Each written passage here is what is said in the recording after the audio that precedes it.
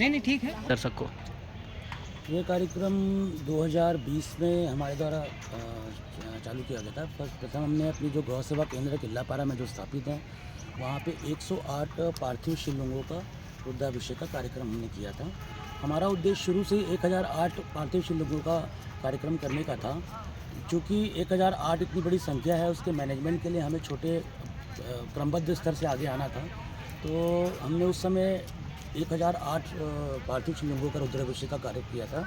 उसके बाद पिछले साल हमने सावन के अवसर पर 501 रुद्राभिषेक पार्थिव शिवलिंगों का रुद्राभिषेक का कार्यक्रम इसी फतेह मैदान में हमने किया था। और उसके बाद ये हमारा अंतिम 1008 पार्थिव शिवलिंगों का रुद्राभिषेक है। अच्छा, जो रुद्राभिषेक जो करवा रहे हैं ये कितने दिन से तैयारी में लगे हुए हैं?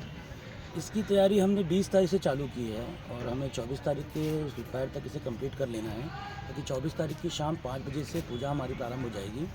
पहले हनुमान चालीसा का पाठ होगा, उसके बाद 1 घंटे के बाद हमारा रुद्राभिषेक का कार्यक्रम प्रारंभ हो जाएगा। लगभग कितने लोगों की आने की संभावना है इस कार्यक्रम में और कहाँ कहाँ से लोग आ सकते हैं, इसकी जानकारी बताएंगे? और इस कार्यक्रम रुद्राभिषेक में बैठने वाले कितने दूर से लोग आ रहे हैं, इसके थोड़े डिटेल बताएं। देखिए, ये कार्यक्रम में फिक्स है कि 1008 परिवार यजमान जो बैठेंगे। हमने एक परिवार को 5 के मिनिमम औसत माना है कि एक परिवार में 5 सदस्य होते हैं।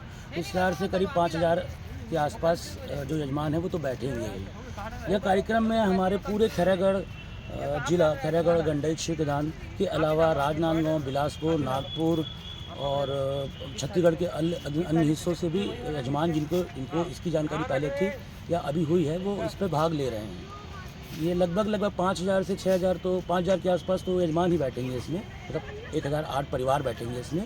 उसके अलावा जो देखने आएंगे उनकी संख्या 1000 के ऊपर ही रहेगी। तो उस हिसाब से बहुत ही बड़ा और भव्य आयोजन है। जैसे कि हमने अंदर मैदान के अंदर घुसे देखे कि मैदान की जो एरिया है सारी तरफ से घिरा हुआ है, उससे लगता है कि लगभग 600-700 हज़ार आदमी आएंगे। तो उसके लिए आप लोग अपने समिति की तरफ से क्या व्यवस्था की गई, बैठने खाने पीने की क्या व्यवस्था की गई, थोड़ी सी देखिए, समिति की तरफ से बैठने की जो यजमान है उनके लिए तो गद्दे लगेंगे। दर्शक दीर्घा अलग बनाई गई है, जिसमें कुर्सियों का प्रबंध किया गया है। ग्राउंड के दोनों तरफ, मैदान के दोनों तरफ में बाथरूम की व्यवस्था अलग की गई है। पीने के पानी के लिए अलग व्यवस्था की गई है। भोजन के लिए दोनों तरफ, ग्राउंड के इस तरफ और ताकि भीड़ भगदड़ ना मचे और सबको आसानी से भंडारे का वो ले सके, इसके दोनों तरफ लगभग 10 से 12 अलग अलग काउंटर लगाए गए हैं। तो सुरक्षा की भी पूरी व्यवस्था है, सुविधा की भी पूरी व्यवस्था है। यह प्लान करके चला जा रहा है कि लगभग 6 से 7 हज़ार लोग जो आएंगे वो आसानी से यहाँ आ सके, बैठ के दर्शन लाभ कर सके, पूजा का आनंद ले सके और बिना किसी परेशानी के इस भक्तिमय माहौल का आनंद ले सकें। जी, अब बताएंगे कि हमें कि प्रशासन की ओर से क्या व्यवस्था की गई है इस कार्यक्रम के लिए थोड़ी सी? प्रशासन की ओर से हमेशा श्री राम गौ समिति के साथ में सकारात्मक ही होती है। हमें जो भी प्रशासन से आवश्यकता होती है प्रशासन उसकी हमें पूर्ति करता है, चाहे वो पानी की व्यवस्था हो, साफ़ सफाई की व्यवस्था हो या फिर बिजली की व्यवस्था हो या जो भी हो।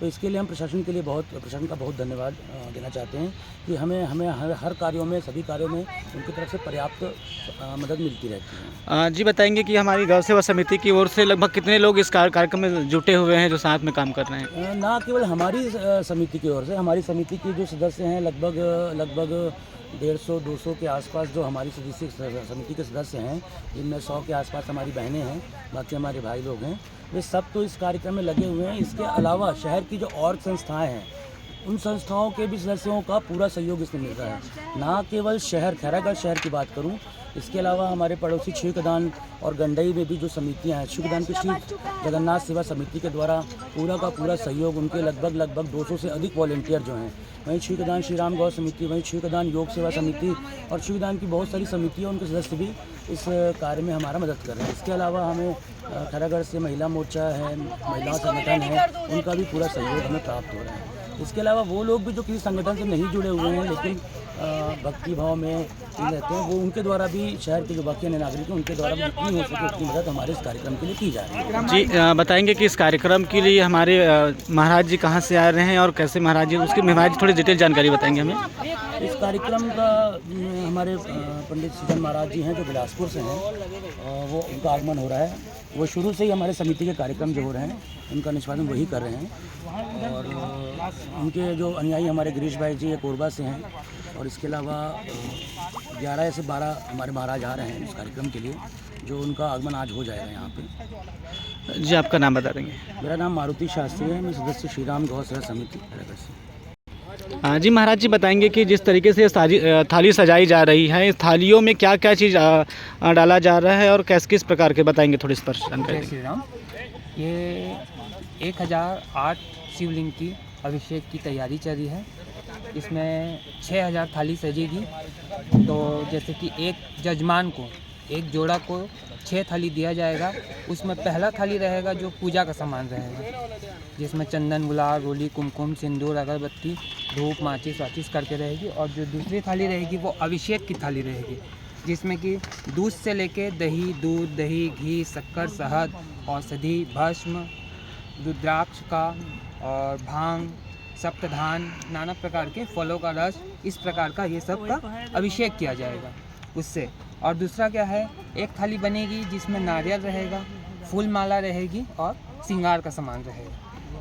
और जो चौथी थाली है उसमें रहेगा नाना प्रकार के फूल, जैसे धतूरा का फूल, आक का फूल, समी पत्ता, दूबी, बेलपत्ती, इस प्रकार के नाना प्रकार के फूल रहेंगे। इस प्रकार भगवान शंकर जी के अभिषेक के लिए, यह भव्य आयोजन के लिए 4 दिन से तैयारी चल रही है।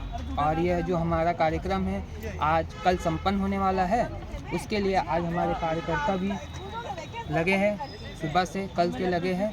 और भगवान शंकर जी में ऐसा माना जाता है कि दूध, दही, घी, शक्कर, शहद, नाना प्रकार के धाराओं से अभिषेक करने से अलग अलग प्रकार की समस्याओं का समाधान होता है। जी, मुझे बताएंगे कि महाराज जी कहाँ से आ रहे हैं और महाराज जी की बारे में थोड़ा डिटेल बताएंगे। हमारे जो मुख्य आचार्य है वो आचार्य सृजन शर्मा जी है, जो कि बिलासपुर बिरकोना में रहते हैं। बिलासपुर बिरकोना से आ रहे हैं और उनके सानिध्य में और 4-5 पंडित जी आ रहे हैं। और मेरा आगमन 2 दिन पहले हुआ है, ये सब व्यवस्था को देखने के लिए, यहाँ पर क्या क्या चल रहा है उसके लिए।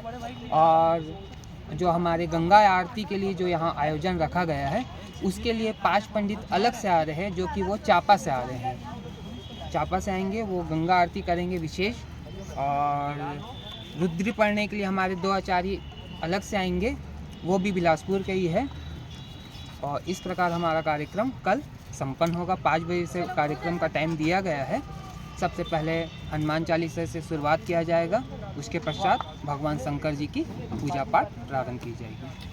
जय श्री राम। आप सभी को यहाँ पे हमारे श्री राम गौ सेवा समिति के द्वारा महारुद्राभिषेक की व्यवस्था की जा रही है, जिसमें पूजा की है। उधर 3 थालियाँ सज चुकी हैं पूजा की, और इधर पे नारियल वगैरह की थालियाँ सज रही हैं। अभी एक थाली सजनी बाकी है हम लोगों की, फल वाली, फूल वाली, वो सब अभी बाकी है हम लोगों की। लगभग एक व्यक्ति के लिए कितनी थाली सजा रहे हैं आप लोग? 6 थाली। उसमें क्या क्या रहेगा? इसमें रहेगा, एक में लिक्विड रहेगा जिसमें अभिषेक होता है, एक श्रृंगार की थाली रहेगी, एक फल फूल की थाली रहेगी, और एक में पूरी सामग्री रहती है फूलों की, वो सब करके पूरी 6 थाली रहती है। आप लोग कब से तैयारी में लगे हुए हैं इसका? कल सुबह से लगे हैं। 21 तारीख को सुबह से तैयारी शुरू हो गई है। लगभग आप लोग कितने बहनें जो है इस कार्यक्रम की तैयारी में लगे हुए हैं? 60 से 70 बहनें ये सभी लगे हुए हैं काम में। कितने सालों से चलते आ रहा है ये कार्यक्रम? ये 1.5 साल से चल रहे हैं। ये कितने बार हुआ ये कार्यक्रम? अभी तीसरे बार है। आपका नाम पहले हम बताएंगे? लोगों ने मेरा 100 नाम चंचल यादव है। सिमरन ताम्र का।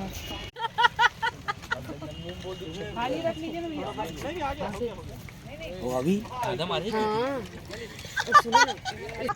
और उसी के नाम कर दिया गया था। और वो नहीं समझ, कोई नहीं हरदम समझ गया।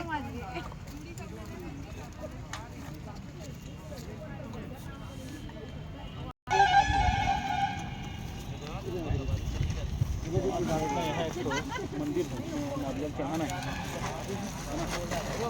मंदिर में नारियल चढ़ा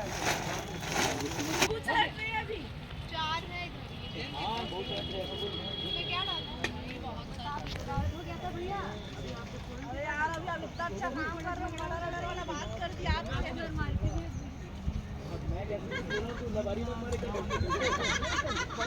भाई सॉरी शक्तिमान